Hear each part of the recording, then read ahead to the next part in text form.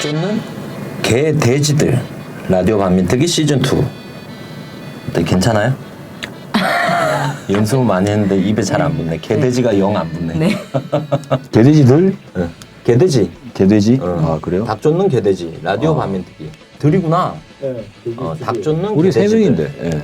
닭 쫓는 개돼지들 라디오 반민특위 시즌 2. 그래도 뭐 할만하네요. 개돼지가 약간 자신감 있게 바로 잘 안 나와요 제가 아직.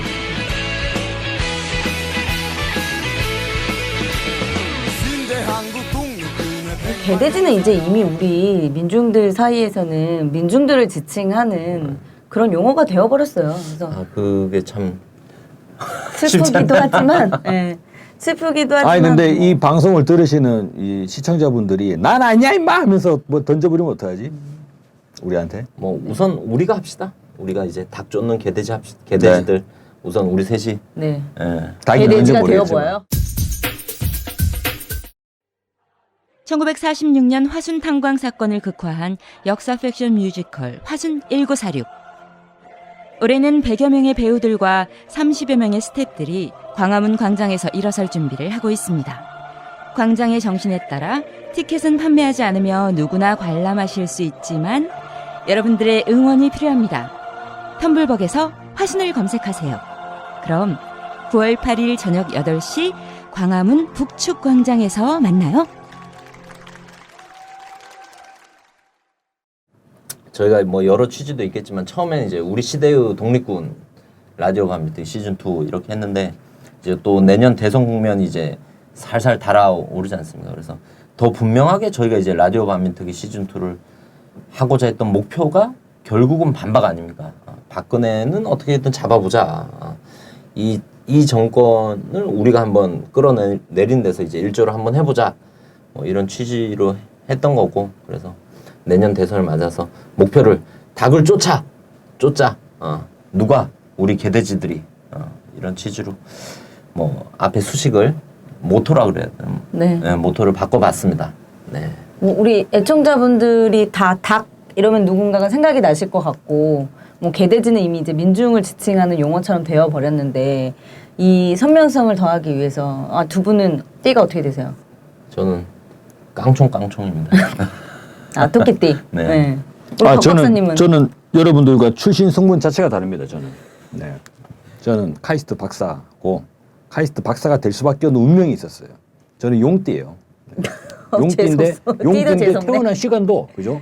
진일에 진시에 태어났어요. 오전 9시에. 네. 어떻게 부모님이 꼭 시간은 그거 아닌데 그걸 껴다 맞추시는 거 큰일 할 양반 있어요. 친하게 지내야 되겠네. 저희 어머니가 저를 그럼 진시가 아니구나.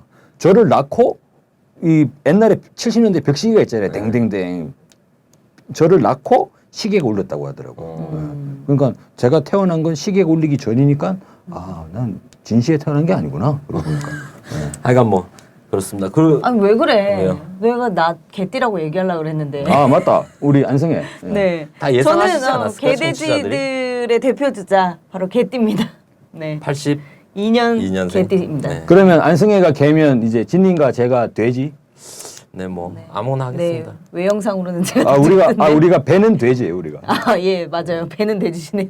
네, 하여간 뭐 이런 컨셉으로 바꿨고 또 하나 모토도 바꿨고 호칭도 좀 조절을 했죠. 네. 우선 저는 순결남 버렸습니다. 네. 입에 안 붙더라고. 그렇게 불러주는 사람도 아무도 없더라고요. 본인만 주장을 하고 입에 안 붙는 거야, 나도. 순결하지도 않잖아요. 딸이 둘인데요. 어떻게 순결해? 아니, 꼭 그런 면이 아니라 이제 법적으로 깨끗하다 이런 취지를 좀 살려보려고 한 건데 뭐 의미도 없고 재미도 없고 네. 그래서 그냥 선의 남자 다 이렇게 부르시더라고요. 그냥 선의 아직도. 남자 진. 네, 이게 뭐 기쁘지는 않지만 그냥 받아들이기로 받아들이기로. 네. 아니 우리 박 저는 박사님은 진으로, 캐릭터가 너무 잘 살아서 그대로 박 박 박사님은 박사님 뭐 하시고. 선방하셨고 잘생긴 뭐가 잘 살아요. 내가 박사가 이러면 돼요, 지금. 네. 아니, 그럼 뭐 박사는 맨날 책상머리에 앉아서 공부만 하나? 당연하죠. 예. 우리 좀 분위기 좀 실험을 해야 좀 되나? 살려보세요, 좀. 제가 이렇게 카이스트 박사가 품위가 있어야지 뭐 하는 거지, 이게 지금. 그럼 고정관념을 버려요. 저는 한 6개월간 모니터를 해보니까 6개월 동안 뭐라고 불렀는지 기억도 안 나요, 사실. 전 경계녀. 경계녀. 그것도 개념도 못 약간 부르는데. 경계에 있고 지역도 경계 지역에 산다고 해서 경계녀라고 했는데 지난번에 뭐 어느 공연장 앞에서 우리 라반트 애청자님들을 만났어요. 그래서 막 인사를 했더니 숨기 알려줘한테 이러는 거예요. 그래서 아니 저 경계녀인데요 이랬는데 저도 역시 의미도 없고 누가 불러주지도 못하고 기억도 못하고 근데 제가 이렇게 돌아다니면서 보니까 대학생들이 두 분 이름은 알더라고요. 워낙 이제 우리 곽 박사님은 강연도 많이 다니시고 하니까 이름도 좀 잘 알고 우리 그 저도 종편에 많이 지인님도, 나오니까 다 알죠. 종편에서도 하도 막 이렇게 지인님이 하고 제일 유명해요. 네, 그리고 네. 이제 뭐 또 우리 학생운동의 대선배로 막 이렇게 인식이 돼 있어서 다 이름을 곽동기, 윤기진 이렇게 이름을 아는데 저는 이름을 몰라가지고 라디오 반민특위 여기에 진행하는 사람이 있어요 이렇게 소개를 했더니 저 언니요 저 언니 막 다 이러는 거예요 학생들이. 그래서 너네 내 이름 모르니까 이름을 모르더라고요. 그래서 저는 오늘부터 열심히 제 PR을 위해서 그냥 이름으로? 이름을 네. 저는 안승혜고요. 네. 맞아요.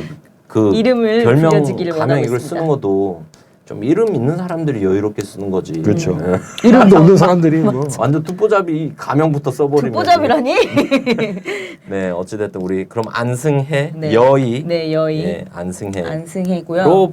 부르도록 하겠습니다. 그리고 우리 지난 방송에서 서로 반말하기로 했잖아요. 서로 할 수는 없죠. 왜요? 그런 거 아니었어요? 82년생이 네, 그런 건 줄 알고 지금. 그런 건 줄 알고 기뻐했는데. 말 어차피 짧잖아요. 네, 사실 저는 계속 반말을 하고 있었습니다. 반말과 존댓말이 네. 구별이 잘 안. 아니 안승혜 그 가만히 보면 우리가 이제 뭐 끝나고 디프를 하잖아요. 그러면 맥주가 좀 건하게 돌면 반말이 나와. 평소에도 반말은 잘합니다. 아니 어찌됐든 이런 버릇이 없어요. 컨셉으로 우리 청취자들에게 조금 더 알찬 내용과 뚜렷한 목표와 조금 더 가볍고 유쾌한 좀 접근을 해보려고 저희들이 지난주에 연구를 나름 많이 했습니다. 또 그래서 회의를 무려 3시간 동안 했습니다. 이쁘게 봐주시고 네. 또 일신 우일신하는 방송이 되도록 하겠습니다. 예, 오늘은 벌써 라디오 반민특위 23회째입니다. 24회입니까? 곽 박사님 23이라고 써놓은 23회 아니요? 24회요? 야, 곽 PD님 갑자기 존재감을 발휘하시는데 24회. 마이크 대고 얘기해요 이런 네, 건. 23 이런 건 빨리 넘어갑시다. 네, 제목은 정윤회 제2의 정윤회 우병우 편을 하도록 하겠습니다. 와, 우병우 편을 원래 한 몇 주 전에 한번 할까 말까 했었잖아요. 근데 몇 주가 한 달이 훌쩍 지났는데 이게 눈덩이처럼 붉어지고 있습니다. 블랙홀이 됐죠. 하나. 저는 사실 이 우병우 논란이 처음 이렇게 시작됐을 때 사퇴할 줄 알았어요. 네. 아니면 박근혜 대통령이 해임시키던가 그럴 줄 알았거든요. 그래서 우리가 좀 뒷북치는 것 같아서 하지 말까 막 이렇게 생각을 했었는데 이 논란이 지금 한 달 동안 계속 온 전국을 다 빨아들이는 블랙홀이 되고 있잖아요. 대응. 아니 지금 박근혜 정권에서 지금 3년 4년째 살고 있으면서 아직까지도 대통령 각하를 모르세요. 전 너무 순진했나 봐요. 네. 또 그런 것도 결코 물러서실 분이 아니에요. 있다 그러더라고요. 박근혜 대통령한테 그 의복이 있고 장기가 있다. 이게 새누리당 내부에서 나오는 네. 얘기더라고요. 의복이야 뭐 그때 날씨에 따라서 조건에 네, 따라서 갈아입을 갈아입을 수도 수 있고. 있지만, 근데 우병우는 의복인 줄 알았는데 장기더라. 네. 우리는 사실 김기춘도 날려버린 장기들, 문고리 3인방 이 정도 돼야 장기라고 봤잖아요. 그죠. 우병우는 이 정도까지 새누리당 내부에서도 오늘까지도 막 나경원 뭐 정진석 이런 사람들이 계속 그 사퇴해야 이정현한테 사퇴시키라고 압력을 넣는데도 버티잖아요 청와대가. 장기였구나. 우병우가. 버티는 걸 넘어섰죠. 그래서 우병우 주변을 살펴보면 볼수록 이게 작은 사건이 아니구나. 박근혜 또 다른 면에서 박근혜 정권의 본질을 알 수 있는 그런 인물, 그런 사건이지 않나. 그래서 오늘은 제2의 정윤회 우병우를 다뤄보도록 하겠습니다. 네. 우병우 사태가 딱 터지고 나서 박근혜 대통령의 공약이었던 특별감찰관 제도에 의해서 우병우에 대한 이 특별감찰이 들어갔죠. 한 달 전쯤에.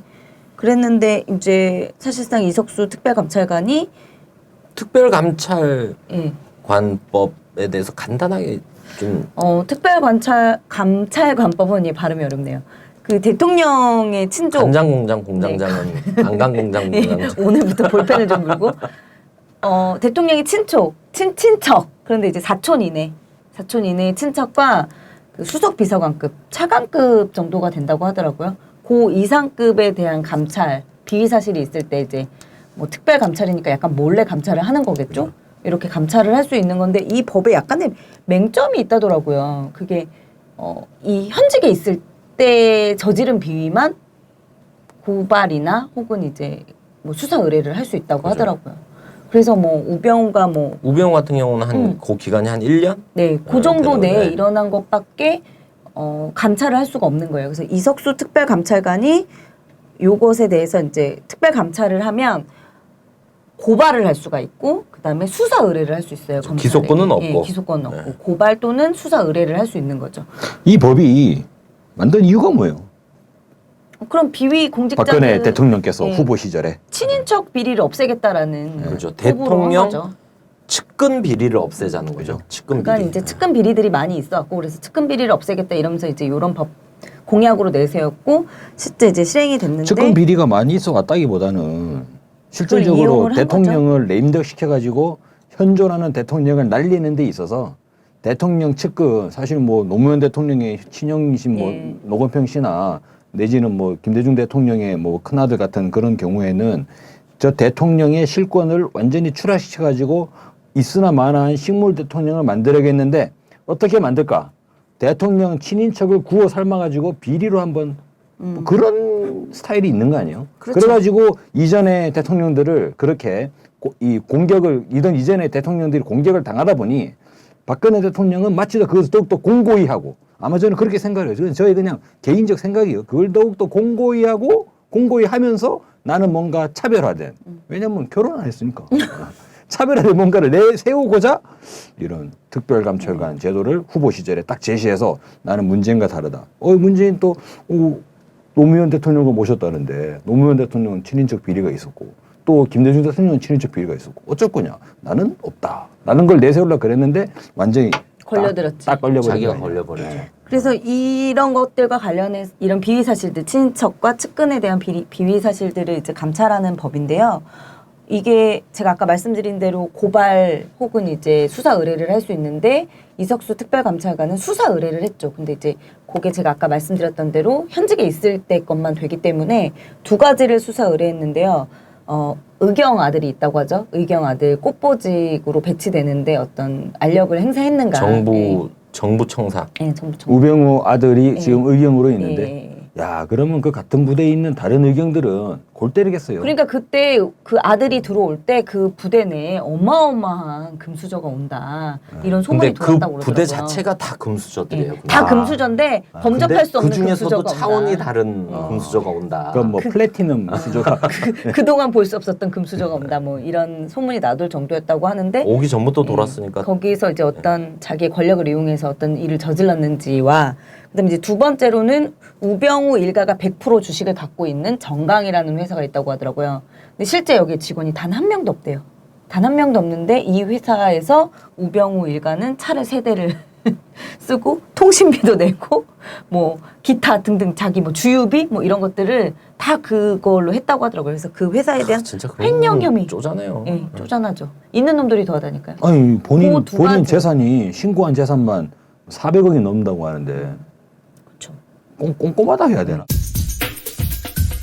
아무튼 그 두 가지에 대해서 이제 수사 의뢰를 한 거죠. 이런 상황인데 사실은 요 두 가지 말고도 굉장히 많은 비위 사실이 있다고 알고 있는데 좀 소개 좀 해주십시오. 우리가 지금 이 사건을 투 스텝으로 바라봐야 되는 거죠. 그 맨 처음에 청와대 공직자들의 비위 사실, 우병우 민정수석의 비위가 고구마 줄기 캐듯이 튀어나오던 단계가 1단계가 있는 것이고 이것이 한 달 전에 저희가 아까 우리 진님이 말씀하신 것처럼 우병우 방송 할까 말까 그때. 근데 지금 시점은 여기에 대한 청와대의 대응이라는 게 와 완전 골 때리는 거죠. 국민들은 전부 다 야 우병우 이제 날아간다. 우병우 날아가면 청와대 어떡할까 하고 있는데 우병우가 안 날아가 버려. 이게 투 스텝으로 존재되고 있는 건데 지금의 양상에서 먼저 첫 번째 단계 그 우병우의 논란을 한번 이제 파헤쳐 보는 거죠. 첫째적으로 대표적으로 얘기가 나오는 게 진경준 검사장과의 관계가 있지 않습니까? 우병우가 진경준 검사장하고 반말해도 되나? 반말해야지. 반말하기로 그래요? 했잖아요. 아니 우리 대한민국 청와대 민정수석계 듣지는 않을 거예요. 아 그래요? 뭐, 좀 아까까지 우리 막 박근혜 깜짝이야. 막 닭이라고 막 이랬는데 지금 누가? 제가요. 아 그래요? 네. 저는 그런 적 없어요. 네. 진짜. 저는 얍삽합니다. 네.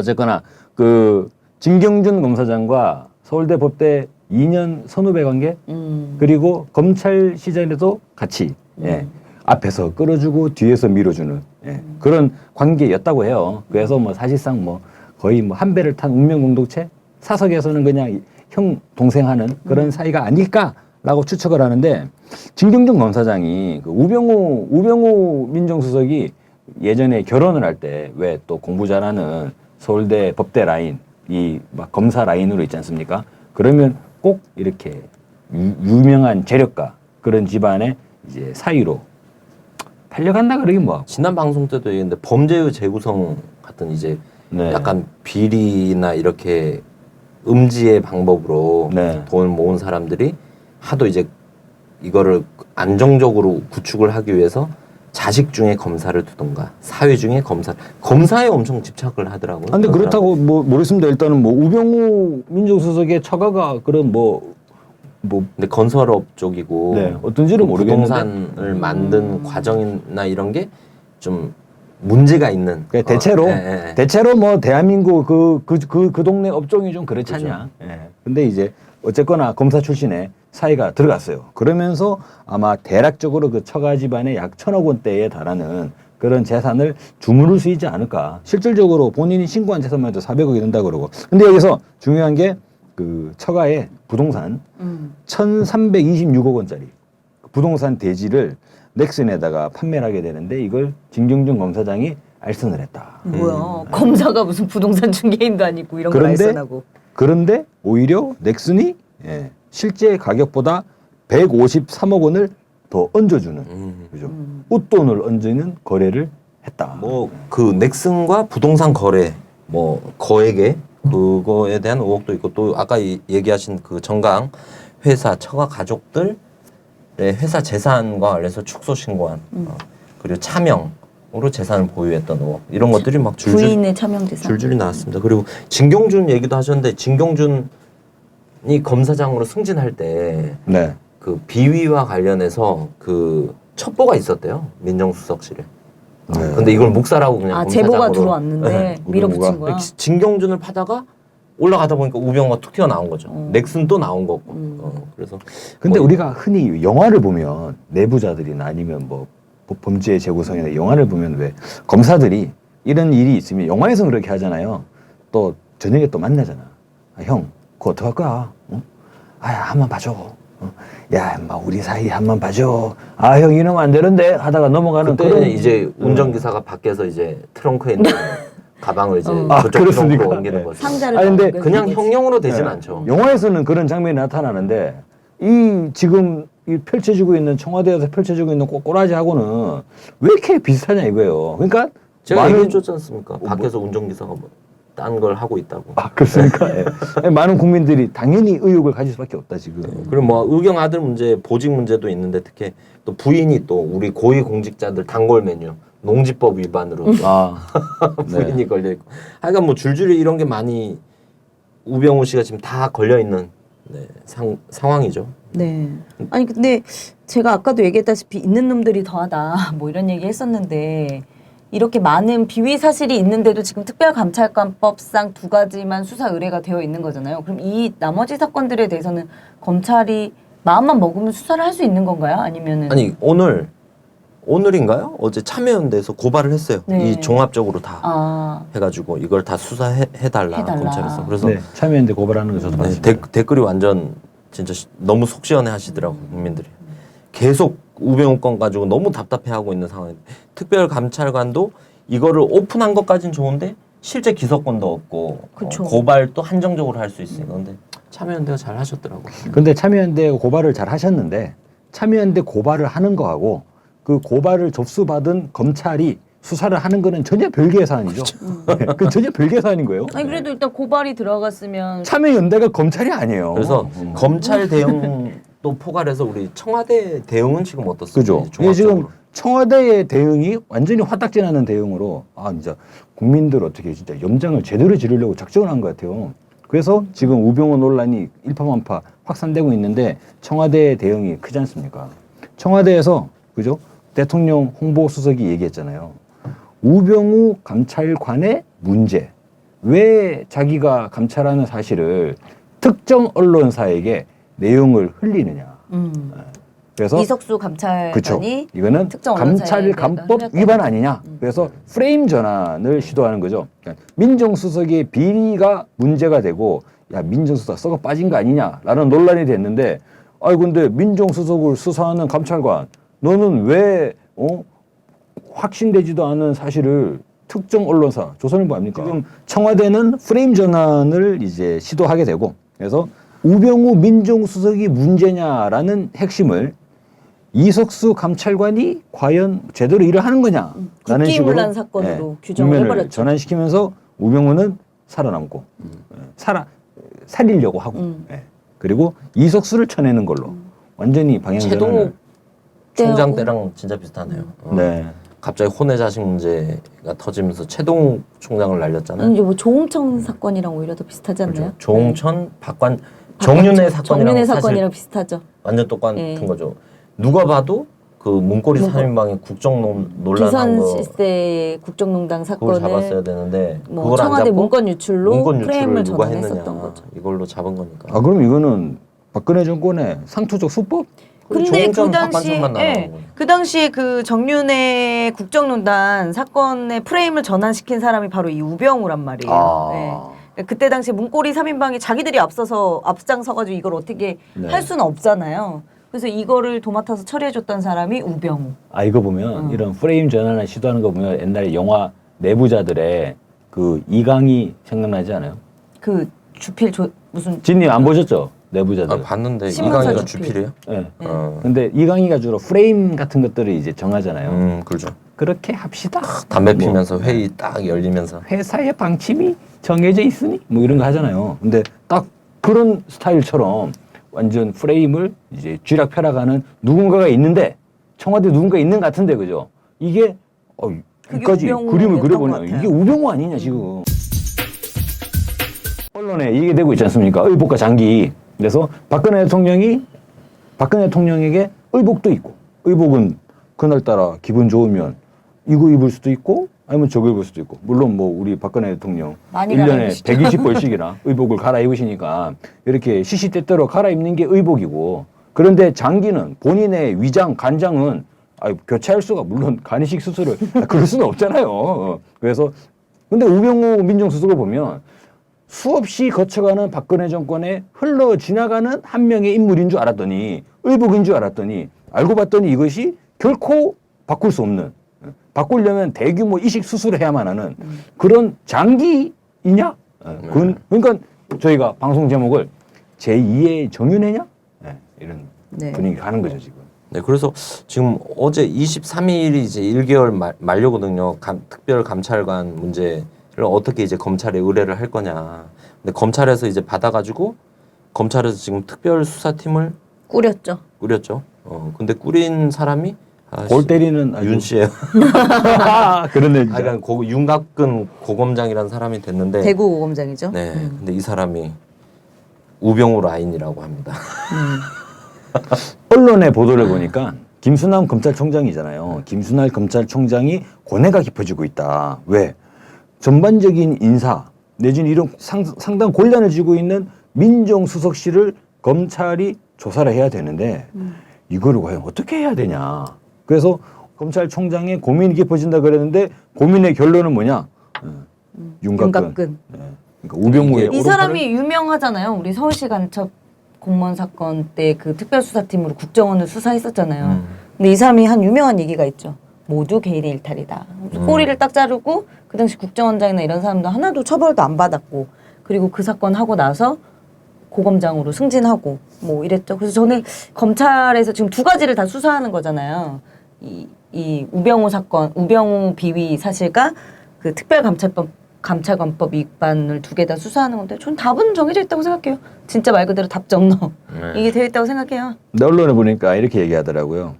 검찰총장인지 검찰청인지 모르겠습니다. 기억이 잘 안 납니다만 서울지방법원에다가 배당할까라고도 생각을 했지만 그렇게 할 경우에 사안의 중대성에 비해서 너무 졸속으로 마치도 그런 이제 휘둘릴 수 있는 것이 우려가 돼서 특별수사. 근데 이게 바뀐 것 같지 않아요? 아니 근데 사실 일반 사건처럼 그냥 배당할까라고 했다가 그냥 배당했다가 재판을 제대로 해버리면 어떡해? 예. 제대로가 아니라 재판을 조금만 수사나 진척이 시켜져 버리면 검찰 쪽에서 네. 약간 꽉 지어지지 않는 통제되지 않는 선에서 돼버리면 큰일 날 수 있다. 아 참, 제가 발언을 잘못했군요. 서울지방법원이 아니라 검찰청이 되겠네요. 검찰청. 근데 사실 우병우가 검경 국정원 등등 해가지고 이 사정기관을 다 장악하고 있다라는 거는 공공연하게 알려진 사실이잖아요. 민정수석실이 그 일을 그리고 하는 민정수석실이 거니까. 원래 네. 그런 일을 네. 하는 거고 이 특별수사팀이 그 조사한 내용을 보고받는 위치에 있는 거잖아요. 근데도 계속 자기가 그 자리에 앉아서 그럼 보고를 받겠다는 건 거예요. 자기 수사 내용을. 근데 검사들 안에서는 그렇게 얘기한다더라고. 민정수석실은 워낙에 이제 공직자 검증 기관이고 사정 기관이고 하다 보니까 민정수석실의 말단 직원도 검찰에서 조사하기가 어렵대요. 그만큼 민정수석실이 이제 위험이 네. 큰데다. 근데다 이번에 윤갑근 고검장 같은 경우는 정윤회 문건 유출 사건 때 우병우와 윤갑근이 호흡을 맞춰서 정윤회 문건 유출 수사했던. 그래서 박관천, 종천 이런 날린 사람들 거죠. 날린. 근데 그 멤버를 이번에 특별수사팀장으로 이제 앉힌 거죠. 그러니까 이제 보나 마나한 결과는 이미 나온 거죠. 결과는 나온 거고. 근데 사실 제가 아까 얘기한 것처럼 우병우가 검경 뭐 이런 데를 다 장악하고 있다고 했는데 그 박근혜 대통령에게 어울리는 독재 스타일이었던 것 같아요. 이 사람이. 그 뭐 조선일보가 지금 연일 우병우를 계속 까고 있잖아요. 대척점에 서 있잖아요. 우병우하고. 근데 이 조선일보는 생리가 원래 그렇거든요. 그러니까 내가 진님이 나한테 정보를 주면 그 정보를 써주는 관계, 써주고 나도 이 교류를 하는 관계지, 야, 이거 써! 이런다고 쓰는 데가 아니란 말이에요. 근데 우병우는 약간 이랬던 거예요. 조선일보도 상하관계처럼 부렸던 거예요. 그래서 기자들이 마음에 안 들어는 했대요, 우병우를. 그랬는데 사실 이제 이석수 특별감찰관이 조선일보 기자한테 흘린 내용이라는 게 어떤 특별한 사실을 막 되게 수사에 막 이런 걸 말한 게 아니라 아니 뭐 자료를 내라 그래도 안 내고 뭘 하나 조사하려고 해도 검경이 움찔움찔하고 자료를 안 주는데 더 이상 조사할 수가 없다. 검찰이 넘기는 수밖에 없다. 라고 얘기한 거예요. 일반적으로 그냥 취재가 들어오니까 한 얘기를 이걸 이제 MBC가 보도를 한 거잖아요. 그 수사를 미리 얘기했다고 흘렸다. 네. 이렇게 해가지고 이 프레임을 바꾸는데 MBC가 동원이 된 거잖아요. 근데 이 MBC의 이 리포트를 한 기자 있죠. 그냥 읽은 거라고 하더라고요. 마이크만 잡은 거래요. 위에서 내려온 원고를 누군가는 뉴스니까 이거를 해야 되잖아요. 그러니까 그냥 이 바이랄만 단 거라고 하더라고요. 그러니까 그럴 정도로 위에서부터 나는 이게 내려왔다. 어디서 내려왔을까? 이 프레임이 짜져서 청와대에서 내려와서 MBC가 이 프레임을 대독해주지 않았나. 옛날에 최종욱 총장 날릴 땐 조선일보가 그 역할을 했다면 네. 그런 생각을 하고 보니 이 사건을 해결하는데 우병우가 하는 걸 보니 더 못 자르는 거지, 박근혜는. 네. 좀 그런 생각이 들어요. 더 못 자르는 게 아니라 원래부터 안 자르는 거 아니에요? 네. 뭐 어쨌거나 원래도 자를 뭐, 마음이 없었겠지만 이 사건을 이렇게 쳐 나가는 걸 보니 분명히 알려지는 얘를 건 잘리면 없습니다. 안 되겠다 이런 생각이 드는 게 아닐까 싶어요. 어찌됐든 뭐 보니까 이제 곽 박사님 얘기했던 대로 우병우가 의복인 줄 알았는데 장기더라. 그래 14년에 문고리 3인방이 있었다면 16년에는 우병우가 있다. 박근혜 곁에 뭐 그런 것 같습니다. 근데 이제 우병우가 이제 진경준과 관계도 그렇지만 우병우가 그 네이처 리퍼블릭 대표도 지금 구속돼 있잖아요. 근데 그 사람이 이제 거액의 이제 변호사 수임료 준 걸로 유명한데 50억, 100억씩 그래갖고 그 수임료 받았던 변호사가 탈세 의혹 뭐 이런 해가지고 최우정 변호사가 구속도 됐지 않습니까? 근데 이 정은호 사장 대표를 몇 년 전에 변호했던 팀에 또 우병우가 있어요.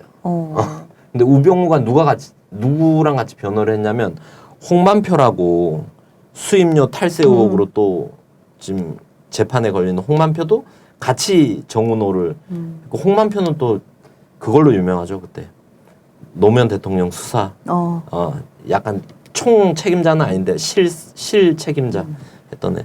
이 사람들이 다 이렇게 진경준까지 진짜 한편의 영화를 보는 것 같아요.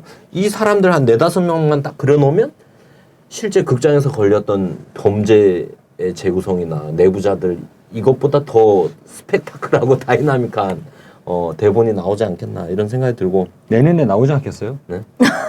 아니 뭐 내년에 변호인 2도 나오는 판에.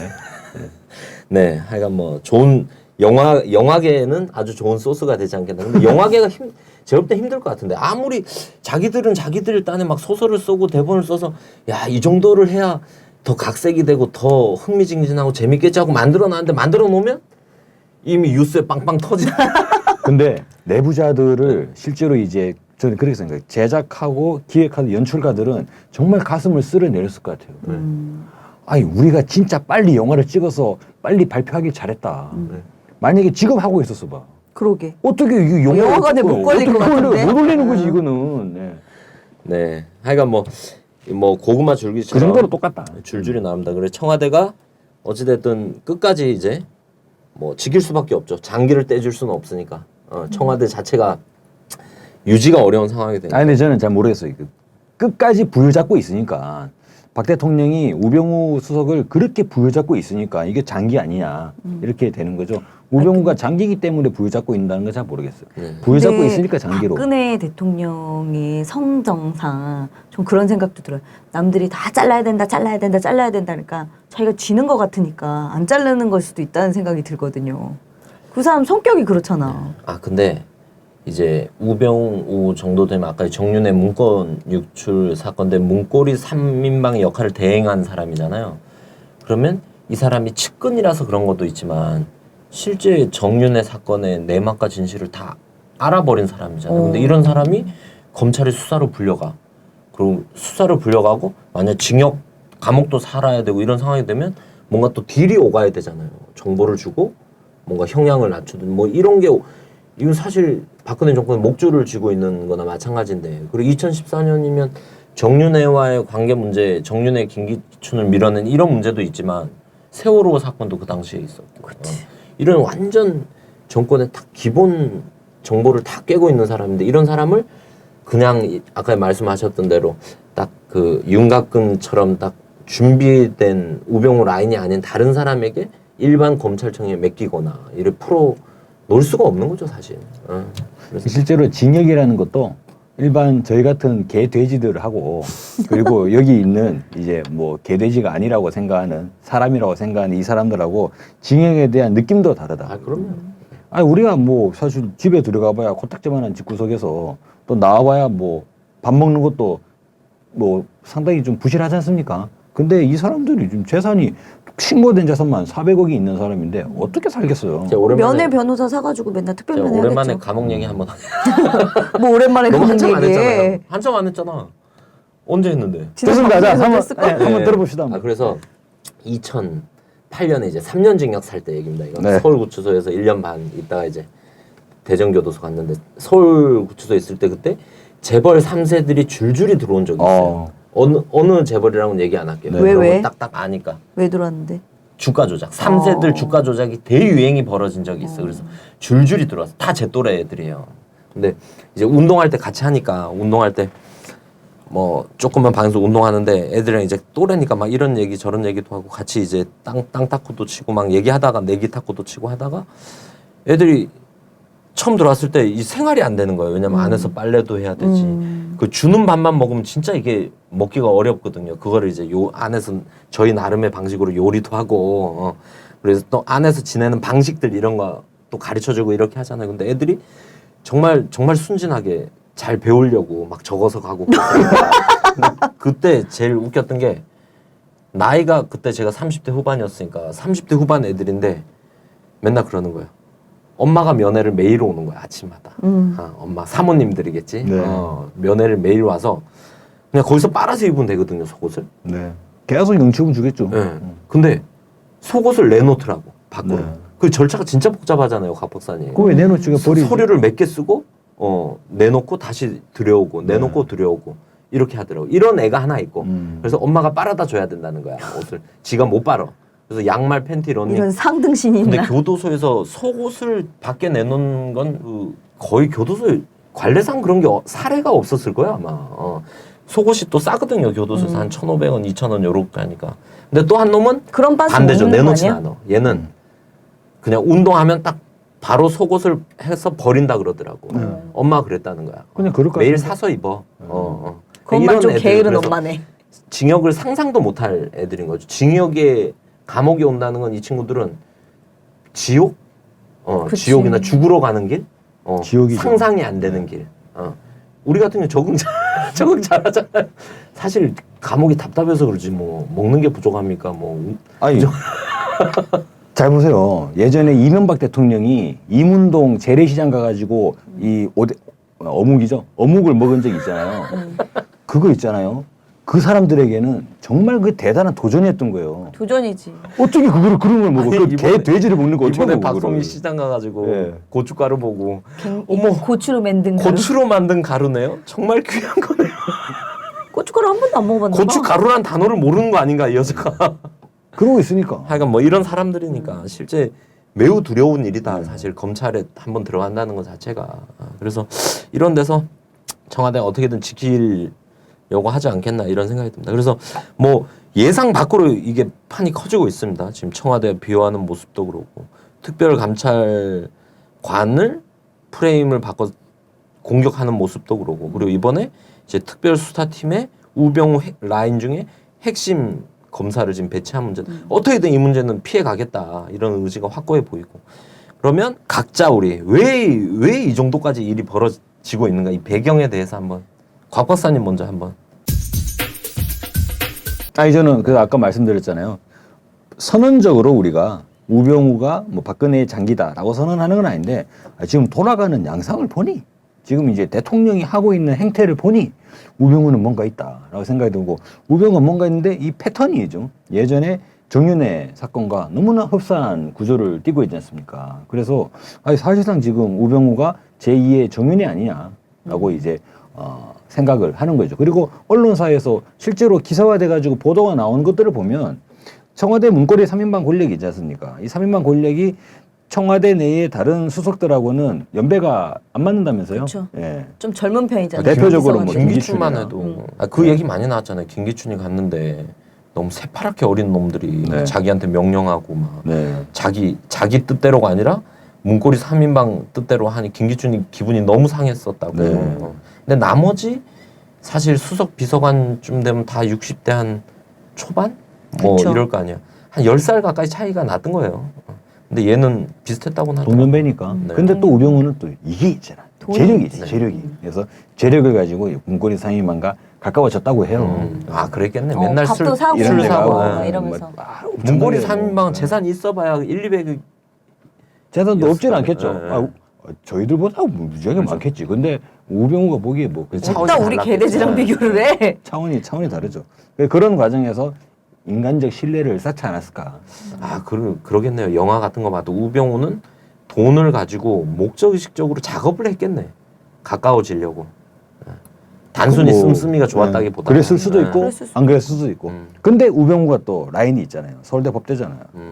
머리 좋은 사람들이 아주 나쁜데 이제 한번 꼬라박혀버리면 아주 골 때립니다. 예. 그래서 제 생각에는 문고리 3인방들의 애로사항, 어려움들을 우병우가 실제로 풀어주고 풀어줬잖아 정윤회 문건이 그죠. 출세특권 그죠, 때. 그죠. 해결해주고 그리고 조언도 해주고 그런 과정은 이렇게 한번 해보는 게 어때? 들으면 주문 주고 우와 야니 정말 머리 좋은데 나 서울대 법대야 이런 과정 대본도 쓰셔도 되겠어요. 아 그래요? 이거 자꾸 하다가 우리 막 CJ 이런 데서 대본 요청 섭외 들어오고 이런 거 아니에요? 아니 그래서 네. 사실상 우병우가 정윤회가 사라졌지 않습니까 지금 모르겠습니다. 사라졌다는 가정을 한다면 그 제2의 정윤회 자리를 꿰찬 거 아니냐 지금. 저는 이런 정윤회는 사라질 수는 없죠. 아니, 그러니까 이제 잠시 자리를 지금 부상자 명단에 등재돼 있어요 지금. 예. DL에 들어가 있는데 그래서 이제 대체 된 거 아니냐 현재. 요런 저는 가설을 한번. 저는 뭐 박근혜 대통령이 지금 이게 뭐 박근혜 대통령과 조선일보의 싸움이다 이렇게 볼 수는 없지만 약간 이제 조선일보가 청와대를 약간 뭐 공격하고 있는 거잖아요. 어떻게 보면. 근데 과연 조선일보 뒤에 아무도 없을까? 조선일보 참 단독 이상해요. 작품일까? 예. 이런 특이한 생각은 또 안 들거든요. 정황이죠, 요즘에. 예. 분명히 또 조선일보 뒤에는 이 우병우를 견제하는 어떤 세력이 있지 않을까 이런 생각이 들고 서로 세력을 뺏기지 않기 위해서 좀 이렇게까지 극으로 가고 있는 거 아닌가 이런 생각도 들어요. 근데 제가 아니, 저는 당연히 그럴 것 같은데. 예. 아까도 얘기했다시피 저는 이제 박근혜 대통령의 그 성격상 사람들이 막 다 자르라고 하니까 자르기도 싫고 조선일보까지 막 이러니까 요번에 엊그제 이런 얘기 나왔잖아요. 보수 언론들도 다 우병우 교체하라 그러는데 진짜 박근혜 대통령 해도 너무한다. 이 말이 조선일보 기자 입에서 나왔단 말이에요. 진짜 지금 해도 너무한 상황으로 가고 있는 거죠. 이렇게. 누군 것 같아요? 조선일보 뒤는? 저는 뭐 추측이 가는 분이 있어요. 네. 최근 뭐 뇌물 사건으로 잠시 언론에 올라오셨던 분이고 얼마 전까지 청와대에 근무하시던 분으로 추측하고 누구예요? 있습니다. 네. 아, 최경환? 네. 어. 그런 이야기들이 또 근데 그거보다 파다요. 판이 더 클 수도 있을 것 같아요. 더 클 제가 수도 볼 때는. 있어요. 저는 더 위에 뭐가 있다고. 내적 요인으로 보수 정권 지도부와 조선일보가 이 정도까지 가시적으로 이렇게 분열이 격화되기는 저는 쉽지 않다고 처음이었던 것 보거든요. 같아요. 근데 아무리 뒤에 최경환이라도 최경환 친박 아닙니까? 최경환 박근혜 눈 한번 째려버리면 아마 숨도 못 쉴 건데 에이, 쫄아가지고. 이게 단순히 박근혜와가 아니라 친박끼리의 싸움일 수도 있는 거죠. 서로 권력을 이렇게 쥐고 펴고 그럴 하는. 가능성도 있고. 아유, 예, 저는 뭐 일단 그 우병우가 제2의 정윤회라고 이게 막 보고 있다면 친박 내에서 감히 우병우를 건드린다는 건 박근혜를 건드리는 거 아닙니까? 에이 근데 지금 친박도 다 우병우 사퇴하라고 하잖아요. 전 더 몇몇 사람 강한 빼고. 보이지 않는 네. 손도 있을 그래서- 수 있지 않을까. 예, 그래서 저는 최경환으로는 급이 안 맞다 이게. 아, 최경환보다 예. 한 급 높은. 예. 적어도 박근혜 대통령급은 돼야지. 그래야 이게 서로 간에 싸움이 되는 거잖아요. 그럴 수도 있죠. 네. 아, 그래서 저는 그거랑 약간 더 이어서 가면 지난 방송 때 저희가 이제 박근혜 대통령이 이제 친위 체제를 구축하려고 한다 얘기를 하면서 이게 마치 누가 그런 얘기 하더라고. 저희는 국민 주권 시대다. 주권 방송이지 않습니까? 그런 때가 오고 있다. 왔다. 이런 얘기를 하는데 박근혜 정부 입장에서는 우리는 주권 시대라면 박근혜는 국민 주적 시대다. 국민을 주적으로 보고. 근데 이 친위 체제를 구축해서 자기들이 이 나라를 운영을 아직도 잘할 수 있다. 이걸 누구한테 과시를 하고 있는 걸까 과연. 내년 대선까지 보면서 저를 믿고 밀어주셔도 됩니다. 보수 진영은 제가 관할을 하고 끌고 갈 수 있습니다. 그리고 뭐 진보 개혁, 뭐 촛불 이런 데서 들고 일어나도 웬만큼 다 제어를 할 수 있습니다. 이런 걸 누군가에게 막 과시를 하려고 하고 있는 거 아닌가? 누굴까요? 보이지 않는 손이 있어야죠. 아 근데 진님 그렇게 보긴 보려면 사실 인간적으로 너무 못하잖아요. 누가요? 지금 청와대가. 근데 지금 현상적으로만 딱 보면 새누리당 안에서 무슨 얘기 나오는지 아세요? 친박 르네상스라 그러더라. 친박이 다시 부활했다. 네. 왜냐하면 새누리당 대표 이정현 네. 이거 완전히 이부에 사겠지만. 홍보수석 때 이상으로 박근혜 정부의 대변을 충실하게 해주잖아요. 네. 아무리 청와대와 여당이 같은 이제 당 출신이라고 해도 이렇게까지 노골적으로 일했던 적이 있나요? 우병우와 관련해서 지금 한 달 동안 이정현이 입을 안 열고 있어요. 가장 메인 뭐 블랙홀이라고도 말씀하셨는데 이 정도까지 무리해서 이정현을 세워낸 거잖아요. 이런 약속을 받고 이정현을 밀어준 거고 청와대에서도. 그리고 또 하나는 아까 이 말씀 또 그게 맞는 것 같은데 우병우가 문고리 3인방은 워낙 이제 10년, 20년 된 박근혜의 직위들이고 네. 이건 장기가 아니라 뉴런? 신경세포 뭐 이런 오, 예. 맞나요? 맞죠. 아, 네. 그 정도 수준이고 장기와 세포는 완전히 급이 다르죠. 네. 근데 그 우병우 같은 경우는 이식이 돼서 왔는데 너무 마음에 드는 거죠. 정윤회 사건 때 기존의 문고리 3인방 실세들보다 훨씬 아까 지능적으로도 잘 풀고 훨씬 세련되기는 아니지만 흡족했던 거지. 네. 그러니까 이정현 바깥에서는 그리고 청와대 안에서는 믿을 만하게 우병우 이런 거의 투톱처럼 밀고 가고 싶은데 우병우가 딱 하자마자 털린 거잖아요. 이걸 놓을 수는 없는 거다. 저는 정윤회는 사실 오픈돼 있다가 다시 수면 밑으로 들어갔잖아요. 이때는 막 시진핑 자주 만나고 네. 미국이랑 뭐 혈맹이긴 하지만 한국 정부가 또 다른 길도 시도해보고 우리도 나름 주체적으로 뭐 까불까불 하다가 크게 혼이 난 거잖아요. 혼이 나고 알겠습니다. 그리고 정윤회 밑으로 가라앉히고 뭐 이런 다음 대안이 있었는데 지금 같은 경우는 우병우를 만약에 날린다 했을 때는 아까 전처럼 검찰 가서 겁이 나는 부분도 있지만 우병우 없이 이 난국을 헤쳐나갈 수 있을까? 자기 박근혜 대통령이 정치 10년, 20년 하면서 간만에 너무 마음에 드는 사람을 만난 건데 새 인물을 21세기를 같이 도모해 볼 만한 인물을 만났는데 그래서 절대 끝까지 놓지 못하지 않겠는가. 아니 저는 거기에 대해서는 약간 좀 네. 견해가 좀 달라요. 21세기를 함께할 네. 그라기보다는 21세기를 함께할 사람은 예전에 있었고 박근혜 대통령 맨 처음에 정계 입문할 때부터 비서를 했던 네. 그리고 사실상의 그 문고리 권력을 이 책임졌던 그 사람이 있는 거고 이 사람은 제2지 않습니까? 그렇죠. 그래서 그걸 능가할 수는 없다고 봐요. 그냥 이런 거 있지 않습니까? 꽁 대신 닭이라고. 예. 아유 뭐 어쩌겠냐 지금 김기춘 뭐 오빠라고 해야 되나? 기춘 오빠도 날라갔고 그리고 미스터 정도 날라갔고 이 상황에서 꽁 대신 닭이니까 병원이라도 좀 쓰자. 뭐 이런 저는 심리가 아니었을까 지금. 근데 닭도 못 먹게 해 지금. 아 잠깐만 우리 이상하다. 우리가 닭 줬던 개돼지인데 꽁 대신 닭을 해버리니까. 근데 뭐 예. 저는 뭐 걔도 쫓아야지 우병우도. 이 박근혜 정부 입장에서 나름 이제 술을 부리는 건데 네. 친박 르네상스 뭐 이런 말까지 나올 정도면 친박들 막 긁어 모아서 체제를 구축하는 건데 또 어떤 면에서는 그런 얘기하는 사람도 있더라고. 그렇게 모아놓으니까 약간 봉숭아 학당 같다고. 진짜 그렇게. 근데 너무 그런 거예요. 애들이 다 이렇게 하는데 이렇게 한번 해보겠습니다. 이게 좋아요. 막 이러는데 박근혜 대통령 하나 앉혀놓고 네. 앞에다가 야, 뭐. 그건 진짜 친박이라고 하는데 사실상 대놓고 대통령을 욕보이는 행위 아니에요, 그게. 네.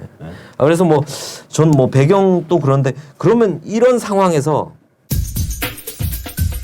이 사태 전망까지 한번 나가봅시다. 뭐 배경 뭐 다뤄봤다면 전망은 어떻게 될까요?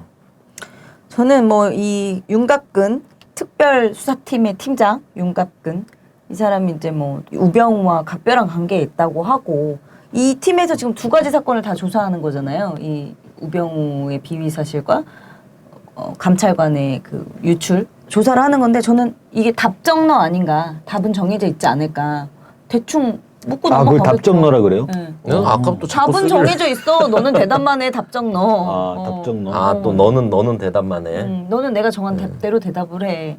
이런 거죠. 뭐 이미 답은 정해져 있고 그런 식으로 뭐 이게 그렇게 흘러가면 국민적 저항을 맞지 않을까. 지금 사실 새누리당 내부에서도 강경한 뭐 몇몇 3-4명의 친박 의원들 말고는 다 우병우 사퇴해야 된다고 얘기하고 야당들도 물론 다 사퇴해야 되고 뭐 다 조사를 해야 되고 뭐 이렇게 얘기를 하고 있잖아요. 근데 오늘 또 우병우 말고 이 특별감찰관 이석수 씨가 이번에는 고발한 사건이 하나 있잖아요. 박근령? 네, 우리 박근혜 언니 동생이 이제 사기 사건에 대해서 고발을 했잖아요. 이런 것들이 다 뇌관이 되어서 어쨌든 박근혜가 우병우가 뭐 혐의 없음으로 끝나든 증거 불충분으로 끝나든 어떻게 되더라도 박근혜 정권은 타격을 입을 수밖에 없다. 이 박근령 사건도 터졌고 저는 그래서 박근혜 대통령이 이겨도 이긴 경기가 아니게 될 것 같아요. 어떻게 보십니까? 아니 저는 지금 박근혜 대통령이 완전히 지금 한마디로 말해가지고 뻘짓하고 있잖아요. 청와대가. 국민들이 보기에 정상적으로 도저히 이해할 수 없는 아니 뭔가 의혹이 있으면 뭔가 수사를 해가지고 명명백백히 진실을 밝혀야겠는데 말은 그렇게 하면서도 제일 친한 친구를 갖다가 수사하라 그러고 말이 되는 얘기예요. 이런 일을 왜 하느냐. 근데 차기 대선 주자들이 뭐 새누리당 내에도 있고 뭐 여기저기 요즘에 또 막 신당 창당의 붐도 일고 있지 않습니까? 네. 그래서 차기 대권을 노리는 여러 사람들이 지금 돌아가는 모습을 볼 때 야 지금요 박근혜 대통령이랑 가까이 있어가지고 좋을 게 없다. 여기서 괜히 얼쩡거리다가 가만히 보세요. 지금 아까 친박 르네상스 그랬는데 그 친박 르네상스 나올 만한 사람들은 대권을 꿈꾸는 애들이 아니야. 그런 인생의 꿈이 없어. 뭔가 좀 지향이 있고 뭔가 그 포부가 있어야 되잖아요. 그런 게 없어. 그냥 오로지 빠는 걸로 모든 걸 다. 예? 친박은 네. 지금 대선 주자가 없죠. 그죠. 없어요. 반기문 하나 있는 거죠. 반기문도 해외에 있고. 그러다 보니까 차기 대선 주자들이 저는 박근혜 대통령과 거리두기를 시도하지 않겠나. 대표적으로 뭐 김무성도 그러고 있습니다만 이러한 행보가 이거는 지금 청와대가 소탐 대신하는 거예요. 어떤 소탐 대신이냐? 우병우를 탐하고 있잖아요. 근데 이거는 우병우도 작은 거라는 거지. 왜? 정권을 놓칠 수 있으니까. 이러다가. 우리 총선 때 경험했지 않습니까? 뭐 뒤에도 다르겠습니다만 청와대 공천 개입해가지고 뭐 친박계 난리 부르스 추다가 지금 총선 때 작살 났다며요. 새누리당. 폭망했죠. 예, 이번에 가능합니다. 청와대 뭐 민정수석 하나 살리겠다고 뭐 대통령 까고 잡다가 그죠? 나중에 작살 나는 거예요. 이거. 아, 저는 아주 그런 시나리오 전망합니다. 근데 그 이번에 이정년 체제가 딱 출범하고 나서 그 주식 시장에 변동이 하나 생겼어요. 그런 것도 봐요? 주식? 예? 주식 이런 것도 봐요? 보죠. 코스피 이런 거 안 보세요? 뭔지 잘 몰라요, 그런 거. 네, 근데 아니 딴 게 아니라 반기문 대선주라는 게 있거든요. 대선 네. 가까우면 대선에서 누가 당선되면 그와 관련된 업종이나 관련된 기업들이 쭉 뛰어요. 근데 이정년 체제되고 나서 반기문 관련주들이 쭉 뛰어버렸어요. 그러니까 사람들은 이정년이 됐고 박근혜가 친박 쪽이 또 최고위원도 쓸어버렸으니까 이쪽에서 이제 대선 주류를 잡겠구나 주축을. 그러면서 반기문이 되지 않겠냐 이러면서 반기문 관련주 쭉 뛰었다 그러더라고요. 근데 이런 것과 별개로 아까 봉숭아 학당이라고 그랬잖아요. 모아놓고 보니까 선수들은 또 보이잖아. 이게 여당이든 야당이든 선수들이 딱 봤을 때는 친이 체제를 구축하긴 했어. 대표도 잡고 뭐 어떻게든 했어. 근데 모아놓고 보니까 봉숭아 학당이야. 맹구가 에 하고 있고 또 그 누구죠? 뚱뚱한 사람 코에 점 나가지고 무슨 서방. 오서방. 오소방. 그러니까 맹구랑 오서방만 다 모아놓고 그냥 에 하면서 하고 있는 거예요. 그러니까 이대로 가다가는 정권 재창출이 위험하겠어 하면서 저는 정진석이나 뭐 나경원이나 그리고 주호영이나 이런 사람들이 꼭 우병우 하나 떨어뜨리려고 하는 문제가 아니라 이제 명분을 만들고 있다고 생각하거든요. 이제 뭐 제 3지대 창당이나 분당이나 이런 뭔가 명분들을 쌓아 나가고 있는 시발점이지 않냐 이미 그런 생각이 들고. 근데 이렇게 됐을 땐 전 미국도 고민이 될 것 같아요. 그냥 박근혜만 믿고 갈 거냐. 뭐 4년 잘 왔지만 박근혜가 미국도 나름 이제 뭐 정치 또 한국 정치를 점점 분석하는 사람들이 있을 거 아니에요. 박근혜가 저 이렇게 정비 잘했습니다. 과시한다 해도 자세히 살펴보니 맹구랑 오서방밖에 없더라. 이렇게 얘기를 해버리면 고민이 되는 거죠. 사드 배치하는 거 하나만 봐도. 그러니까. 그래서 저는 이제는 저번에 말씀들 한번 드렸지만 김무성도 행보도 이제 주시를 해봐야 되고 정의와 이재호 행보 그리고 또 하나 고민되는 거는 저희가 종미 스파이에서 다룬 유승민 그렇죠. 이 지금 뭐하지, 조용합니다. 나 깜짝 놀랐어. 이번에 리우 올림픽 때 유승민 씨가 IOC 스포츠 위원이 됐다는 거예요. 그래서 탁구 뭐야 선수 이거? 유승민. 그런데 알고 봤더니 탁구 선수 유승민. 탁구 선수 유승민. 정치인 유승민에 꽂혀 있다 보니까 근데 탁구 선수 우리 예전에 유승민 동명이인이 또 그래 있더라고요. 고민될 것 같아요. 유승민이 밖에서 볼 땐 소장파 뭐 이렇게 하지만 한국 정치에선 주류 중에 주류잖아요. 그리고 극우 중에 극우란 말이에요. 사드의 제1번 찬성론자가 유승민인데 지금 행보가 약간 꼬인 것 같아. 박근혜와 엇서서 이재호나 정의화나 김무성은 사실 지난 3주 동안 행보는 거의 진보 정치인으로서의 행보를 다 걷고 있잖아요. 팽목항 가고 막 5.18 가고 진보 코스프레? 코스프레를 잘하고 있잖아요. 빨래도 근데 유승민이 지금은 진보 코스프레 하기가 너무 좋거든요. 근데 사드랑은 또 이게 충돌이 되는 거잖아요. 그래서 제가 볼 때 고민이 많을 것 같아요. 유승민도 고민이 많고. 유승민은 지금 언론에 나오기 힘들 거예요. 네.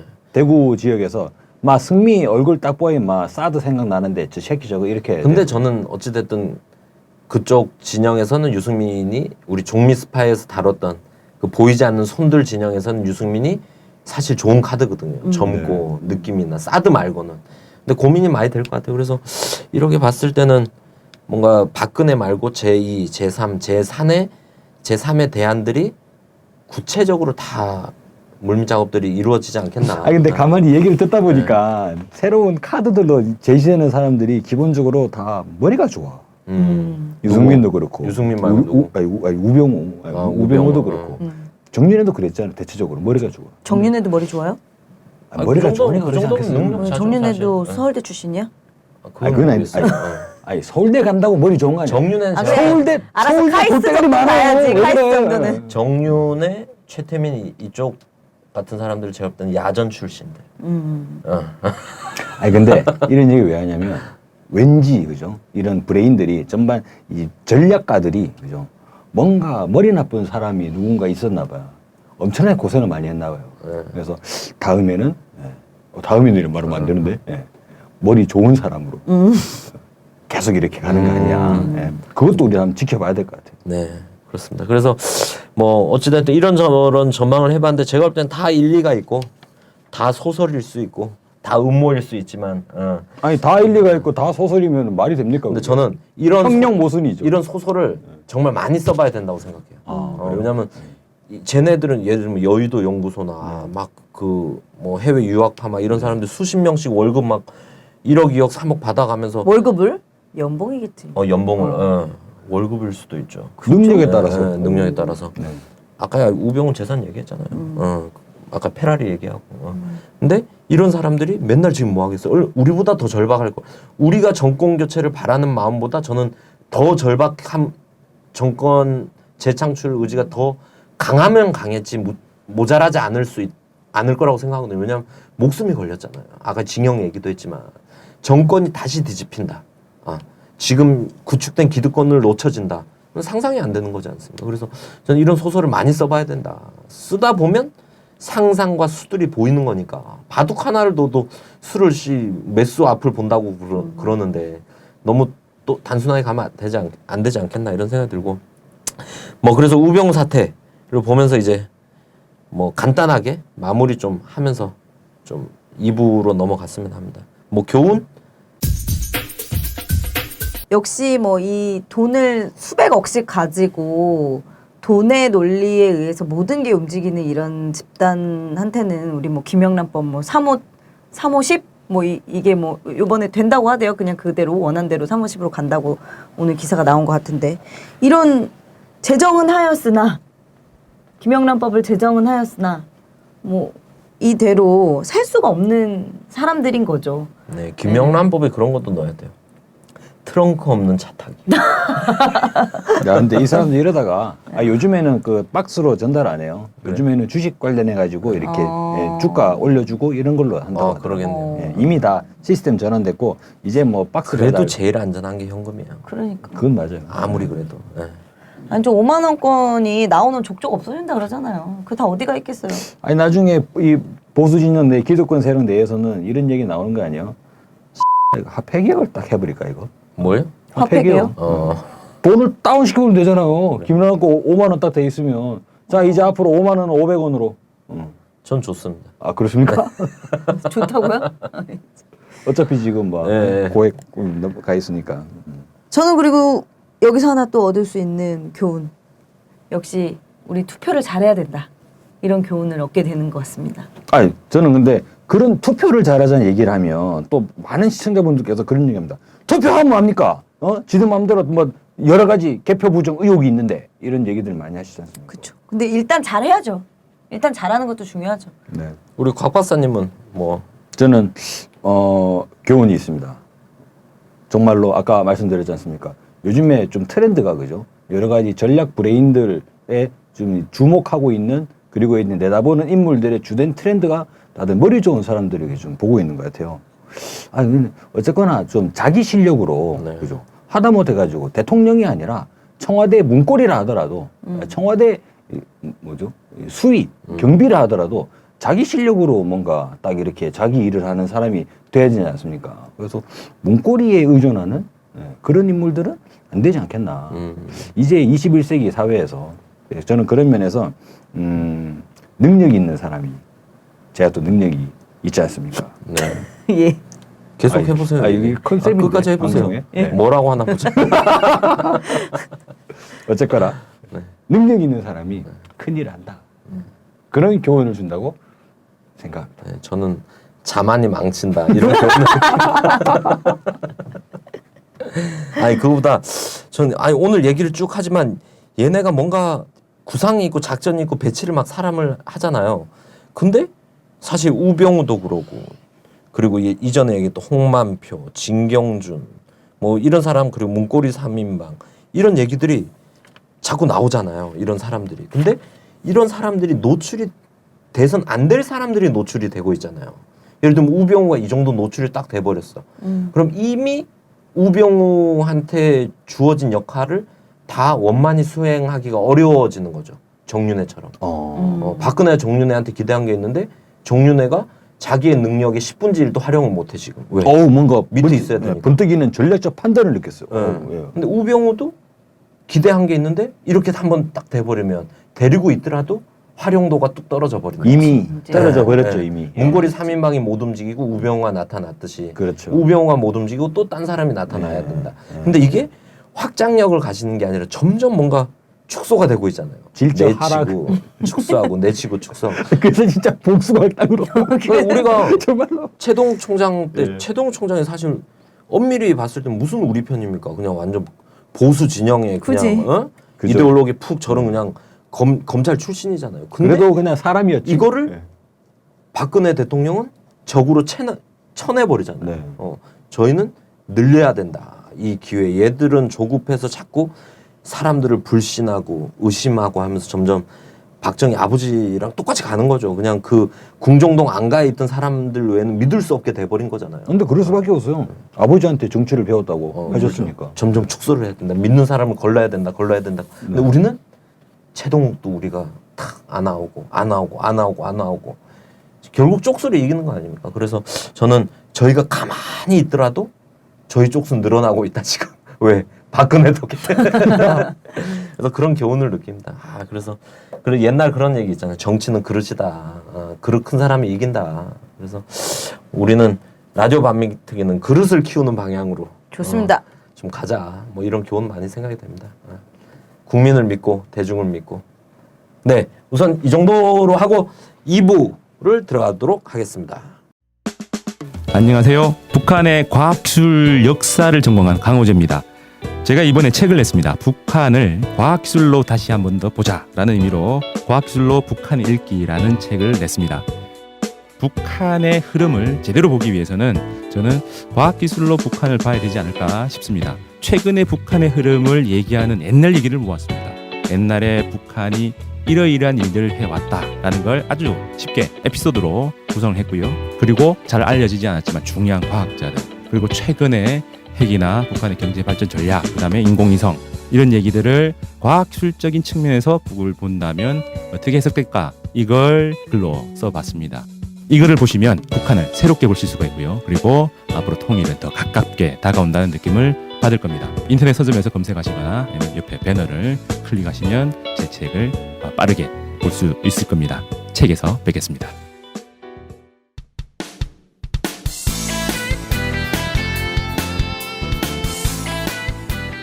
2부에서 계속됩니다.